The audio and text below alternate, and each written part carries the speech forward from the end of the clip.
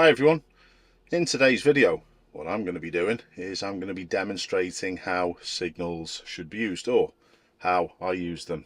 Signals are quite subjective, as we've found with the comments over the last little bit. The couple of videos that I've recently put out regarding signals have been quite controversial. Well, controversial to people who haven't had any form of advanced training. And the key point with this regarding whether to signal all the time or whether to be specific and situational with your signals, if we think of those two ways of thinking, I don't know anyone who's been introduced to this more advanced or supposedly more advanced way of thinking of signaling situationally.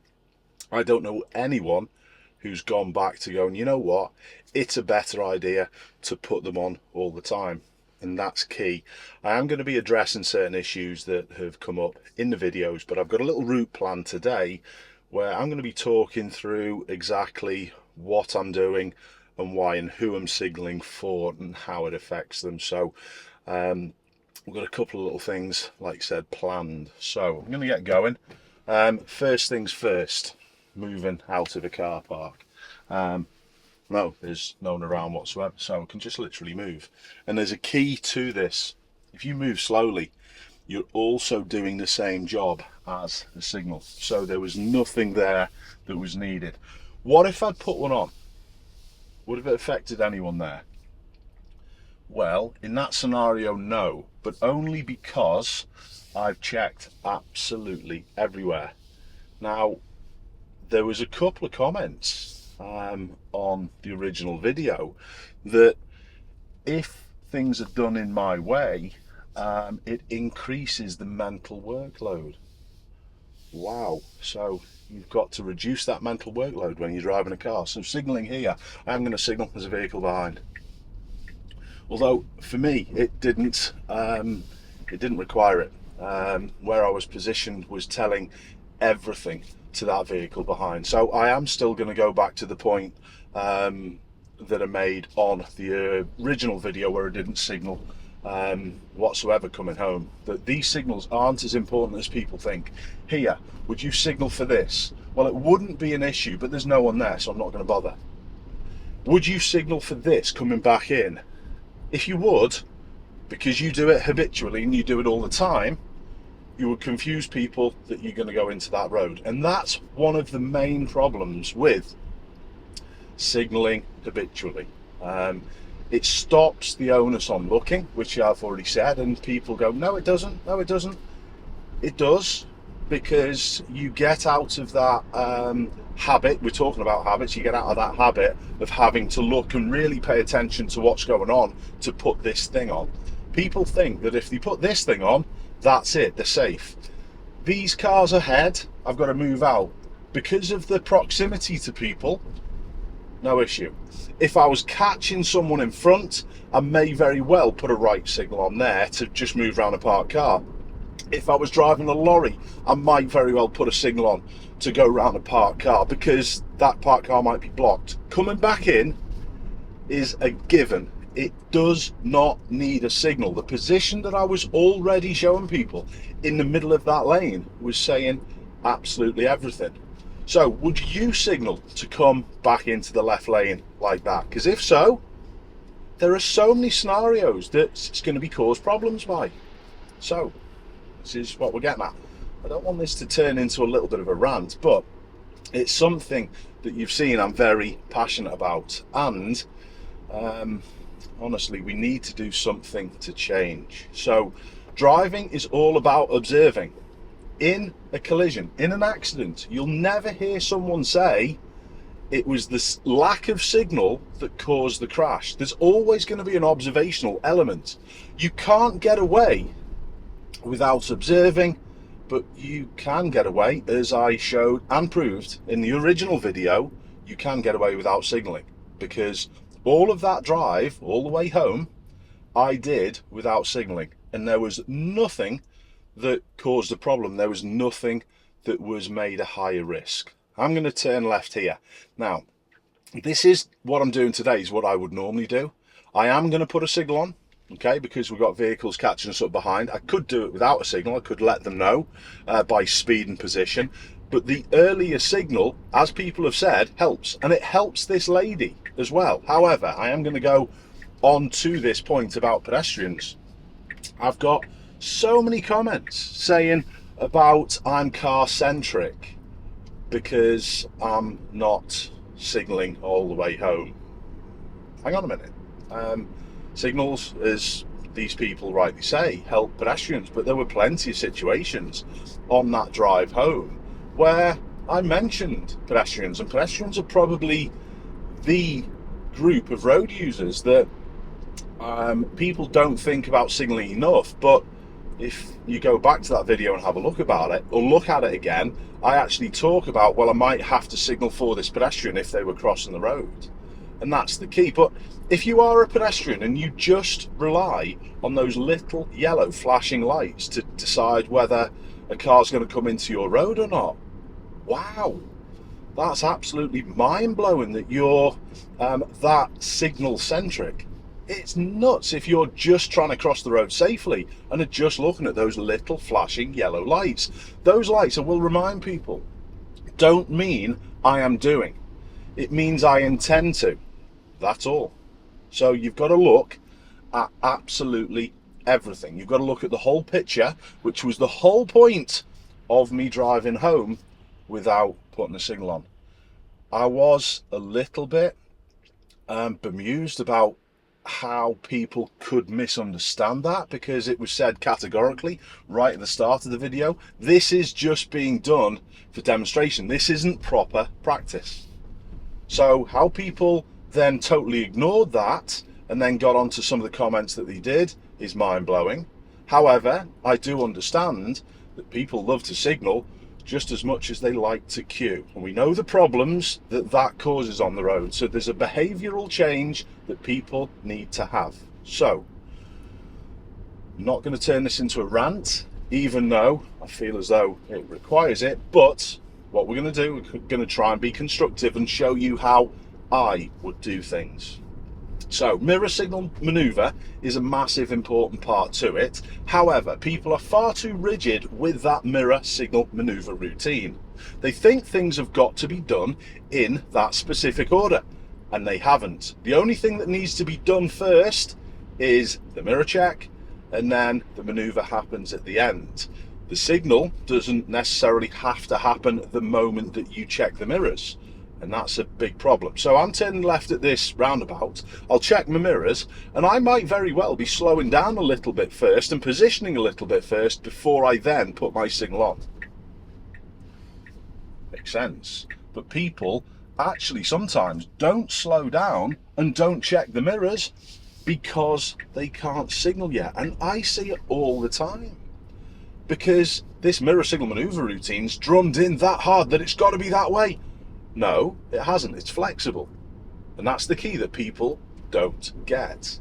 They just hear those three simple letters and then they just take it as gospel. It's not the case. Where does that problem come from about taking it as gospel? Well, it comes from driving instructors. It comes from driving instructors because there's an easier way to get people through the test if they just say, well, check your mirrors, signal for everything, and then just get it done. But there's a balance that should be had. If people learn with me, they know they're going to get taught properly. But the majority of driving instructors aren't lucky enough to be in that scenario. They've got to go chasing work, and they've got to, make sure their business thrives. So to do that, they're going to get people through in as quicker possible way they can. And to do that, an easy job is just to say, well, yeah, check your mirror, signal for everything. But that signalling can cause problems. Now, I'm going to take the next road on the right. When should I be signalling with this one behind? Well, I'm not going to signal before this side entrance, so I'm actually braking. I'm not in the Tesla, I'm actually slowing down, but it puts the brake lights on, and then I've put the signal on. So there were two things that happened with my showing and communicating with this vehicle behind that happened before my indicator, and that was my positioning and my brake lights. People think that you've got to put the signal on before the brakes happen. No, that's not the case. Like I said, MSM is flexible. So it's really important to be specific to different scenarios. Loads of people in that scenario would have signalled before that entrance, and that can, not so much on the right side, but on the left, that can not make people come out, but it can encourage people to come out. So I'm going to turn left here. I don't need to signal to the guy working on his car, but I am going to left signal because this front left corner of my car might be visible before I can see. Now that's where some of the advanced organisations, in my opinion, go wrong, because they would probably, not sure because I've never done one, I know a fair bit about it, but I've never done one of these advanced tests. But I'm pretty certain aspects of the training would then criticise for putting a left signal on there. And you could say the same here. Have I just seen a reflection in that door to the left? Well, there's no issue whatsoever with me putting another left signal on with this left turn. No issues whatsoever. And like I said, through that gap on the left hand side of this white car that I'm just passing, my left signal would have been visible to vehicles coming up here, and this vehicle coming up this way, this imaginary one, would have known that I'm potentially turning in their direction, therefore causing them a potential hazard. So I'm of the belief that you should be signalling as you're coming out of junctions, and like I said, these signals are subjective. So mirror checks, I'm seeing who's behind, how close they are, and I'm seeing whether there's anyone overtaking me to then time my signal first. I'm going to go on to what I've just said about the mirrors in a moment once I've got out of this junction. Okay, I can probably talk now because we've got a little bit of a gap. I hear so many driving instructors talk about these two words, which mirrors. What a load of rubbish. That then just gets your student into a habit of going, haven't seen. That's all.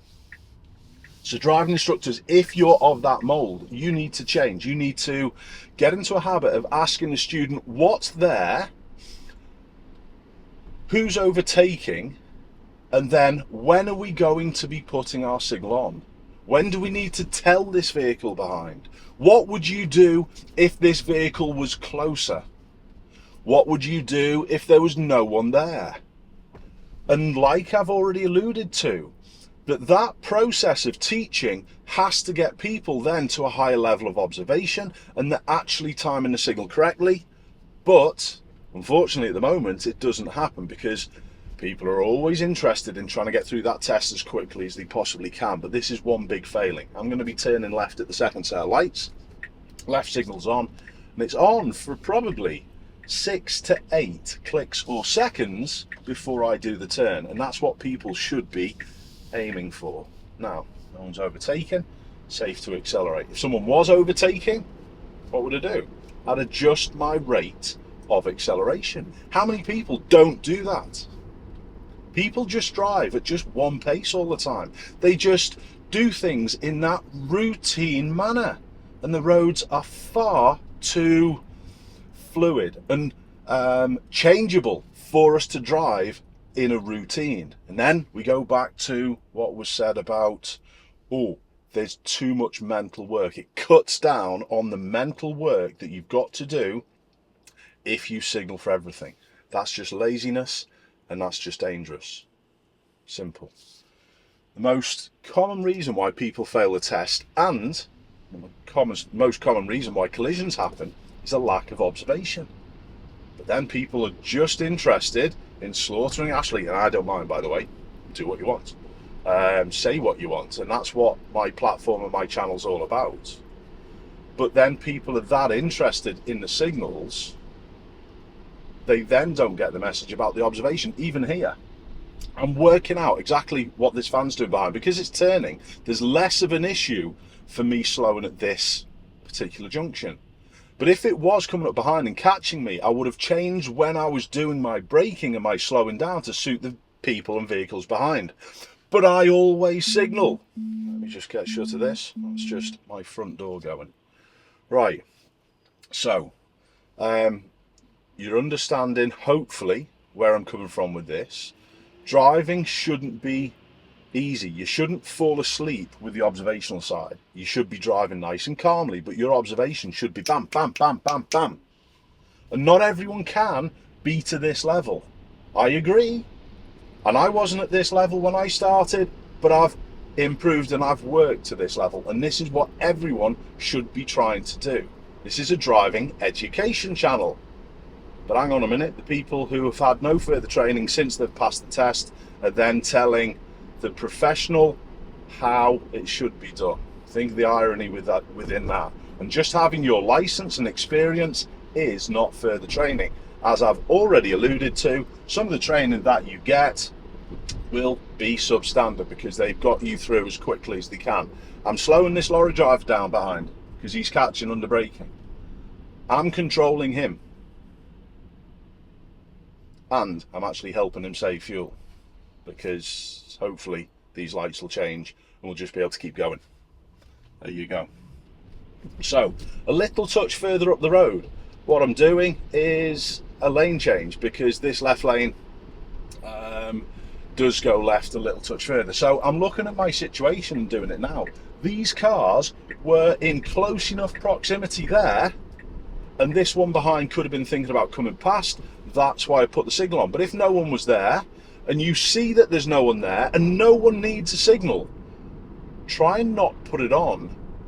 I'm not saying do this all the time, but try with little scenarios to just maybe not use the signal when it's absolutely not needed. So what should we be doing here? Making sure I can clear before we go. Yeah, traffic is flowing. Making sure there's no one there. I don't need to signal because I'm moving the steering wheel. That's another thing which I see all the time. People just think because they're moving this thing they've got a signal.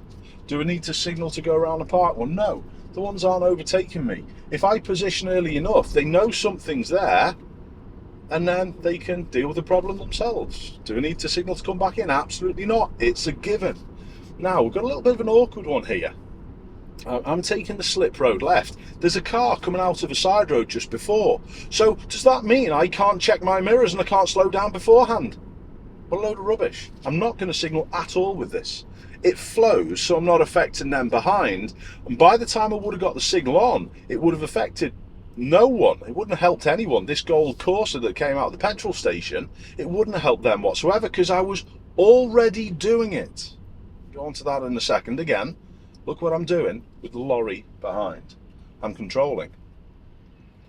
But then some people will start getting a little bit arsey, thinking I'm not making progress, and I am going to come back to impatience shortly as well. So the signalling as you're doing things, people think again because they're just doing mirror signal maneuver that's okay. No, because they do it at the same time. They go mirror signal move. If you're signalling at the time that you start to move, you may as well rip that indicator stalk off, open your window and throw it out because it's utterly pointless. But they're the people again who will say, but a signal all the time. It's absolutely balmy, and it blows my mind sometimes what people have been taught and their stubbornness about these signals. Try and just take on board a few of the things that I'm talking about. It's quite important. So, what's going on up ahead? We've got the school lights. No one's behind, reducing the speed. Even though there's no one around, what is the time? It's 10:05, so those lights are probably on a little bit too long. So I'm assessing it. They're advisory. I've had a look at it. There's no one there. No one's overtaking me. Off we go. It's all about anticipation as well.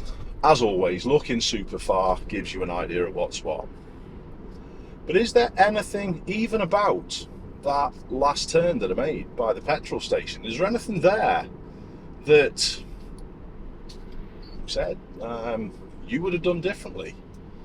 Now we've got another example, a little touch further. Notice, before I slow down, I need to know how close people are so I can change what's going on, especially with this heavy behind, who honestly they've been okay, but they've not been brilliant, because as the danger zone has been approaching on a couple of occasions, they've been catching. Now, draws me perfectly in line with impatience. That's what it is. Impatience drives poor behaviour on the roads. It's as simple as that. Now I would like to address the comments that people say about not signalling causes an inconvenience. It absolutely does. And I'm all for traffic flow. Always. Not just for me, like most people think. Most people just think about traffic flow for themselves. I'm thinking about traffic flow for everyone. So yes, I will do my utmost to help people flow. And that means putting the signals on whenever I can to help. But when people don't, you get inconvenienced a tiny little bit, don't you? I know, I understand. But how much do you get inconvenienced? A tiny little bit. So all the people who are saying, when others don't signal, I can't go, that is a little bit of impatience. And that's it. It drives most of the problems on the road, and it drives this also. Super aware in case the lights change. That's another important point, that people aren't aware enough in case it happens. They only act. Same sort of thing. Now, many a time I've been sat coming out of this car park entrance and people turn left. Now, what I'm going to do is I'm going to go in this entrance first of all, telling this one 6 to 8 seconds before, because they're a little close. I've slowed a little earlier and I've got my speed slow enough to manage and control them. All okay. Mirrors again before we do anything, just so we know what's what. I'm just gonna take a little bit of care, seeing who's around, see whether I need to communicate with anyone before I find a way to turn around.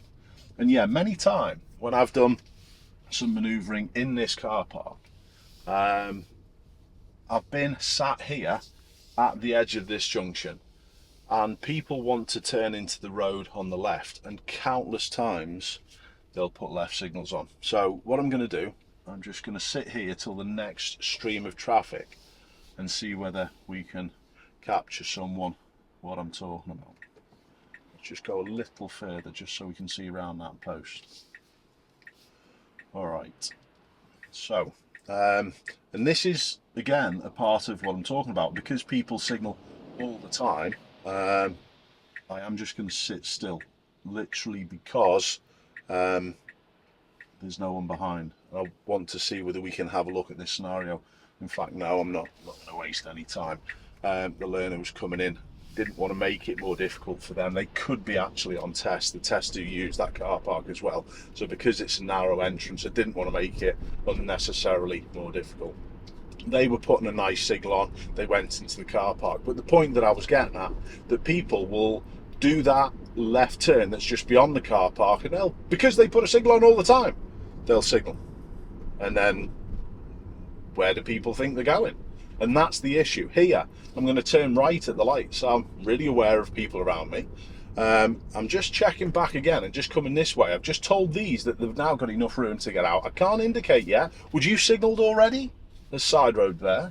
So I was just adjusting what I was doing constantly there to deal with the other vehicles around. Here, I'm still not going to signal. I think it's pretty obvious where we're going at the minute. It helped the minibus out of the van to the right. And I'm not signalling because of this side entrance. Now I am. But either way, I was going to flow there, and that's the key. There was no oncoming traffic, there's no pedestrians around the corner, so in theory you could have got away without signalling. The BMW behind didn't signal. Is that a conscious decision from them? I doubt it, because of the lack of mental observation work from 95% of the drivers out there. So who's behind? In case this one comes out, I am going to turn left at these traffic lights. So when's the earliest time we can put the signal on without it being misleading? And that's the key. Going back again to the first video that I made where I didn't signal all the way home. Tried to get across the point about no signal is better than a mistimed one, and it absolutely is. Even I had a viewer's driving fail go out, and you may have seen it where I had a BMW come round the roundabout, and it wasn't easy to see. I must admit, it wasn't easy to see on film, but it was the my mistake one, where I didn't approach quick, although it looks as though it's that way on camera. The speed that I was approaching was matching the gap that was approaching. So as the BMW came round, it was right signalling, and then it straightened its wheels and then swapped to left signal over. And that was at the time that I was looking to the right. And then as I looked to the left to go, it was at that inopportune moment that it changed its mind and then came further round. And it's the second look to the right hand side which saves the day. So was it a mistake? You know what, if someone had done that on a part 2 session, I would have just said well done to them. But I can see where people are coming from. Would I do anything differently next time? No, absolutely not. I've analysed that time and time again, and there's always going to be a scenario and a situation where you need to look back to where you're going. You can't constantly stare at that vehicle to the right hand side on a roundabout, because you'll miss people stopping in front of you, and that's the classic roundabout rear end accident. So no, I would not do anything different. So that secondary check just as you're coming up to emerge is really important, even though you've probably made your assessment prior to that. So I'm going to turn left at the end, compulsory left turn. I wanted to have a little look at one of these. Would I signal here? No. I might do sometimes if there was any issues around the corner, but I've looked and there's not. So who did my signal affect? Absolutely no one. So what I want you to try and do is take all that information in. I know it was quite hectic. It did turn into a little bit of a rant, so I apologise, but that's just because of the passion that I've got for driving, and I want to improve people. I want to get people better. There's no I'm right, you're wrong about this. And people take me like that. It's not the case. I just want people to get this message across, and the reasoning for doing the first video in the way that it did was to make people go, what? It worked, but then they still continued with that what, because it didn't signal. So here, I'm turning left at the second roundabout, so when's the earliest time I should probably put the signal on? It's now. No one's behind, that's all okay. Can't see whether it's going to help people at the minute, and it probably didn't in the end, but I think that that's impossible to know all the time. How close is this one behind? So I'm managing and I'm controlling. So yeah, try and do these little bits that I've put across within this this video. Don't try and do everything all at once. You won't be able to, but the next time you're putting a signal on, just try and have a look a little more about how close people are, where they are, when they need to be told, because at the end of the day, people are forgetting all the time that these things, these indicators, are not for your own benefit. They're for the benefit of other people, and they need to be changed, they need to be adjusted, just like everything else you do in the car, to suit each situation. And that's really it. Thank you so much for all the comments. Not fussed whether they were pro Ashley or anti Ashley. I honestly don't care. I've never been bothered about whether I'm liked or not. My job on this channel is just to try and drive road standards and drive the educational side of it. Excuse the pun, probably the wrong choice of words, but thank you for all of your comments, because it did form a big part of the importance of the video. It's not the numbers that the video got out to that was the important side of things. It was the passion and the engagement that I was most pleased with, and even to the fact that I'm doing a follow-up video now here. Why wouldn't I right signal at the minute to go around here? It's because this one that's been sitting on my right side all the time I've been talking may have thought that I wanted to lane change. So even while I'm talking, I'm still assessing. Why is the van in front put a right signal on? So instantly I'm over to my mirrors, knowing what's happening around in case I've left myself some option room to the side, and that's the key. So thanks a lot for watching, everyone. Try and implement little bits. If you signal all the time, just if you realise the next time that you put a signal on that maybe it didn't need it, maybe no one was around, and start the simple stuff as well. Start parking. When you park in, do you signal to move onto your driveway? Start there, absolutely start there. If you signal moving onto your driveway and there's no one around, that shows you your observations need to be a little bit better, and you can't just put that one on in case you haven't seen someone. It's embarrassing. In case you haven't seen someone, you should be looking. So is it okay if you crash just in case you haven't seen someone? It's the same sort of mindset. We need to drive these standards higher. Anyway, I've covered it all. That'll do. Wrap it up. I'll see you soon.